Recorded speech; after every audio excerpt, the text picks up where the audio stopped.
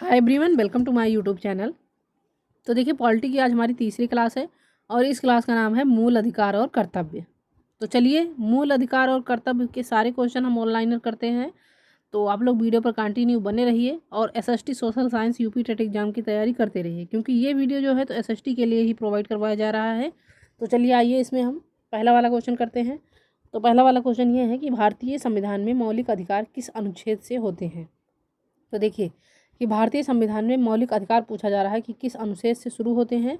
तो अनुच्छेद 12 से शुरू होते हैं। अगला नंबर है कि मौलिक अधिकार कितने हैं। तो देखिए, कुल मौलिक अधिकार हैं 6। नेक्स्ट नंबर है कि मौलिक अधिकार में धर्म स्वतंत्रता शामिल है। तो जी हाँ, बिल्कुल शामिल है। नेक्स्ट नंबर है कि अनुच्छेद 14 किस आधार से संबंधित है। तो समानता का अधिकार से संबंधित है। अगला है अनुच्छेद 19 किस अधिकार से संबंधित है। तो देखिए, अनुच्छेद 19 जो है तो ये स्वतंत्रता का अधिकार से संबंधित है। अगला क्वेश्चन है कि अनुच्छेद 21 किस अधिकार से संबंधित है। तो देखिए कि अनुच्छेद 21 जो है तो ये जीवन और व्यक्तिगत स्वतंत्रता के अधिकार से संबंधित है। अगला क्वेश्चन है कि अनुच्छेद 15 किस अधिकार से संबंधित है। तो देखिए, अनुच्छेद 15 जो है तो जाति, धर्म और लिंग में भेदभाव निषेध के अधिकार से संबंधित है। अगला क्वेश्चन है कि अनुच्छेद 17 किस अधिकार से संबंधित है। तो देखिए कि अनुच्छेद 17 जो है अस्पृश्यता का निषेध के अधिकार से संबंधित है। अब नेक्स्ट क्वेश्चन है कि अनुच्छेद 16 जो है तो किस अधिकार से संबंधित है। तो अनुच्छेद 16 ये सार्वजनिक रोजगार में समान अवसर के अधिकार से संबंधित है। अब अगला क्वेश्चन है कि मौलिक अधिकारों का मुख्य उद्देश्य क्या है। तो व्यक्ति की स्वतंत्रता और सुरक्षा। अगला क्वेश्चन है मौलिक अधिकार केवल भारतीय नागरिकों के लिए है। तो नहीं, कुछ अधिकार सभी व्यक्तियों के लिए है।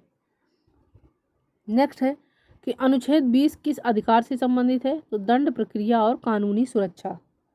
अगला नंबर है कि अनुच्छेद 21A किस अधिकार से संबंधित है। तो शिक्षा का अधिकार से संबंधित है। नेक्स्ट क्वेश्चन है कि मौलिक अधिकार संविधान में क्यों महत्वपूर्ण है। तो देखिए, मौलिक अधिकार संविधान में इसलिए महत्वपूर्ण है व्यक्तिगत स्वतंत्रता और समानता सुनिश्चित करने के लिए।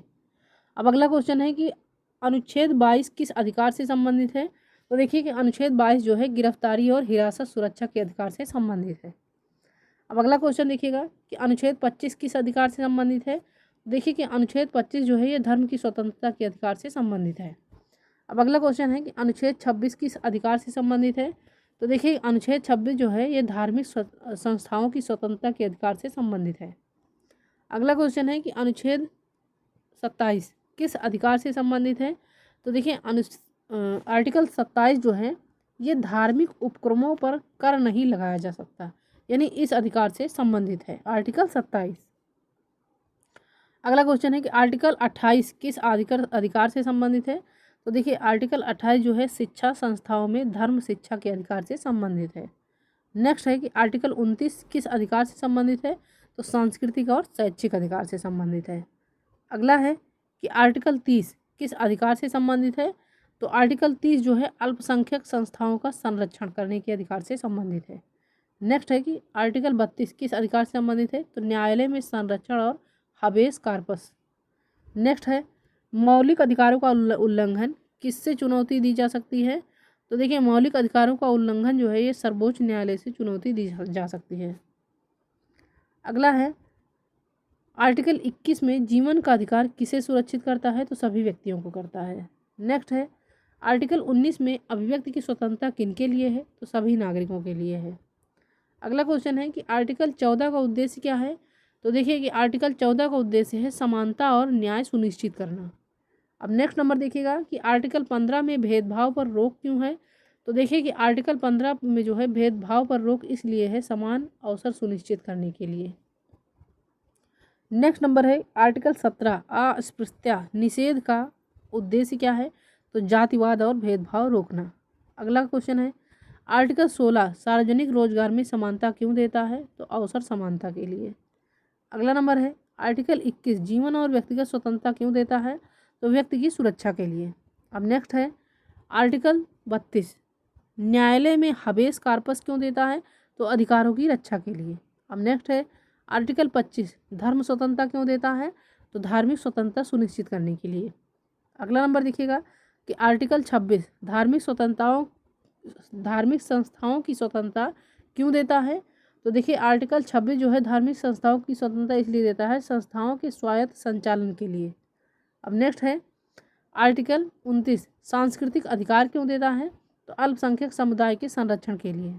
अब नेक्स्ट देखिएगा कि आर्टिकल 30 अल्पसंख्यक संस्थाओं को क्या अधिकार देता है? तो शिक्षा और प्रशासनिक स्वतंत्रता का अधिकार देता है। अब नेक्स्ट देखिएगा कि मौलिक अधिकार संविधान में क्यों लिखे गए हैं? तो देखिए मौलिक अधिकार संविधान में व्यक्ति के अधिकारों की सुरक्षा के लिए लिखे गए हैं। अगला है आर्टिकल 19 में अभिव्यक्ति की स्वतंत्रता किनके लिए है? तो सभी नागरिकों के लिए है।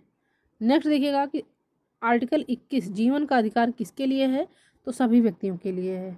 नेक्स्ट नंबर है आर्टिकल 15 भेदभाव पर रोक क्यों लगाता है? तो समानता सुनिश्चित करने के लिए। नेक्स्ट देखिएगा कि आर्टिकल 17 अस्पृश्यता निषेध कब लागू हुआ? तो संविधान लागू होने पर 1950। नेक्स्ट देखिएगा कि आर्टिकल 32 में न्यायालय में संरक्षण क्यों है? तो अधिकारों का प्रवर्तन के लिए है। अगला पॉइंट है कि मौलिक अधिकारों को रोकने के लिए किन परिस्थितियों में सीमित किया जा सकता है? तो देखिए मौलिक अधिकारों को रोकने के लिए जो है सुरक्षा, सार्वजनिक व्यवस्था, नैतिकता, इन परिस्थितियों में सीमित किया जा सकता है। अब नेक्स्ट है कि आर्टिकल 21 है शिक्षा का अधिकार किस उम्र तक है?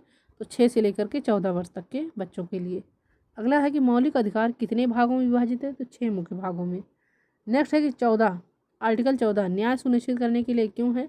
तो समान कानून और समान सुरक्षा के लिए। अगला नंबर है आर्टिकल 20 कानूनी सुरक्षा क्यों देता है? तो मनमानी गिरफ्तारी रोकने के लिए। नेक्स्ट है अनुच्छेद 22 गिरफ्तारी की प्रक्रिया क्यों सुनिश्चित करता है? तो अधिकारों की सुरक्षा के लिए। अगला नंबर देखिएगा कि मौलिक अधिकार संविधान में क्यों महत्वपूर्ण है? तो लोकतंत्र और व्यक्तिगत स्वतंत्रता के लिए। अगला नंबर है कि भारतीय संविधान में मौलिक कर्तव्य किस अनुच्छेद में है? तो अनुच्छेद 51A में है। नेक्स्ट है मौलिक कर्तव्य कितने हैं? तो कुल मौलिक कर्तव्यों की संख्या है 11। अगला है आर्टिकल 51A का उद्देश्य क्या है? तो देखिए आर्टिकल 51A का उद्देश्य है नागरिकों के दायित्व को बताना। नेक्स्ट है कि मौलिक कर्तव्य संविधान के किस भाग में है?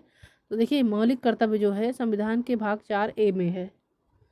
अगला नंबर देखिएगा कि नागरिकों का पहला मौलिक कर्तव्य क्या है? तो भारत के प्रति वफादार होना। नेक्स्ट है नागरिकों का मौलिक कर्तव्य शिक्षा प्राप्त करना क्यों है?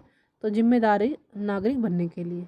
अगला नंबर है नागरिकों को संविधान का पालन करना चाहिए? तो बिल्कुल करना चाहिए, जी हाँ। नेक्स्ट है नागरिकों का मौलिक कर्तव्य पर्यावरण संरक्षण क्यों है? तो प्राकृतिक संसाधनों की सुरक्षा के लिए।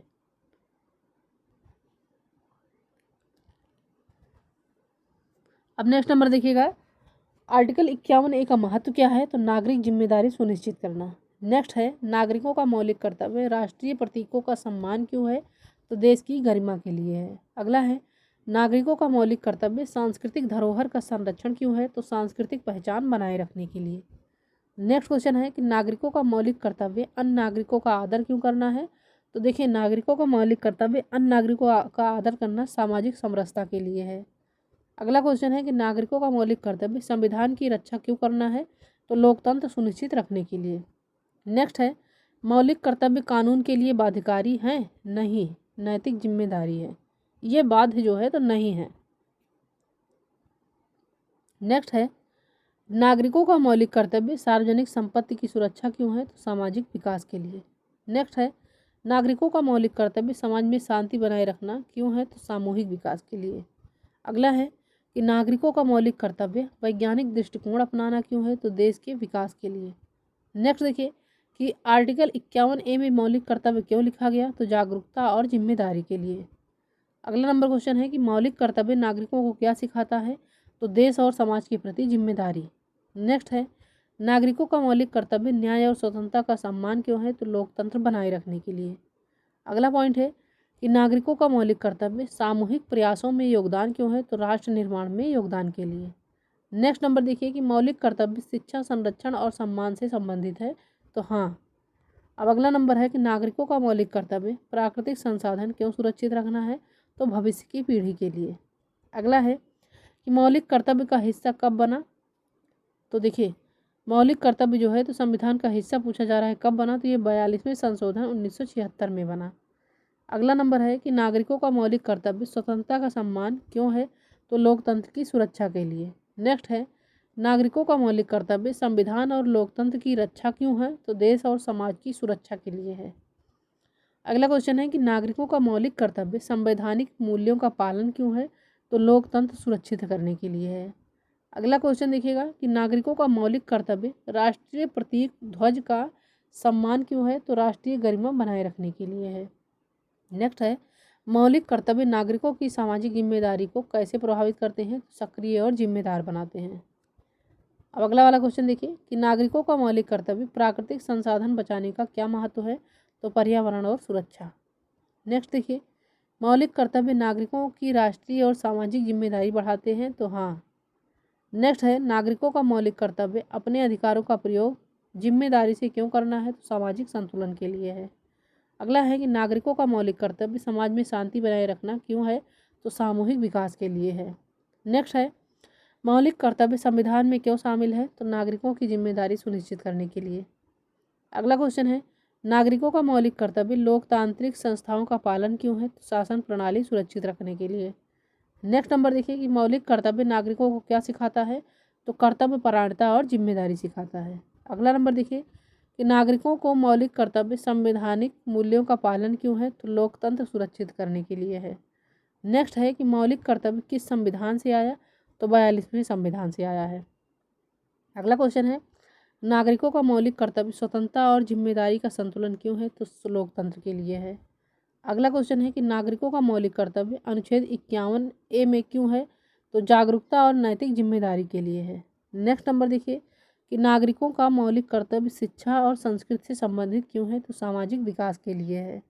अगला क्वेश्चन है, नागरिकों का मौलिक कर्तव्य राष्ट्रीय एकता बनाए रखना क्यों है? तो देश की अखंडता के लिए है।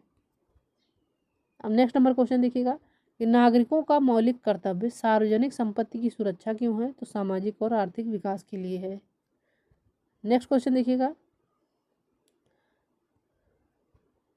नागरिकों का मौलिक कर्तव्य समाज में सहिष्णुता बनाए रखना क्यों है? तो शांति और समरसता के लिए है। नेक्स्ट है कि नागरिकों का मौलिक कर्तव्य संविधान का पालन क्यों है? तो कानून और व्यवस्था बनाए रखने के लिए है। अगला क्वेश्चन है, नागरिकों का मौलिक कर्तव्य नैतिक जिम्मेदारी क्यों है? तो समाज में जागरूक नागरिक बनाने के लिए है। अगला क्वेश्चन है, नागरिकों का मौलिक कर्तव्य राष्ट्र निर्माण में योगदान क्यों है? तो देश के विकास के लिए है। अगला क्वेश्चन है कि नागरिकों का मौलिक कर्तव्य शिक्षा प्राप्त करना क्यों है? तो देखिए, नागरिकों का मौलिक कर्तव्य शिक्षा प्राप्त करना जिम्मेदार नागरिक बनने के लिए है। नेक्स्ट है कि नागरिकों का मौलिक कर्तव्य प्राकृतिक संसाधनों की रक्षा क्यों है? तो भविष्य सुरक्षित करने के लिए है। अब 99 नंबर क्वेश्चन देखिएगा कि नागरिकों का मौलिक कर्तव्य राष्ट्रीय प्रतीकों का सम्मान क्यों है? तो देश की गरिमा बनाए रखने के लिए है। सबसे लास्ट क्वेश्चन है कि मौलिक कर्तव्य और अधिकार का संबंध क्या है? तो अधिकारों का सही उपयोग और जिम्मेदारी सुनिश्चित करने के लिए है।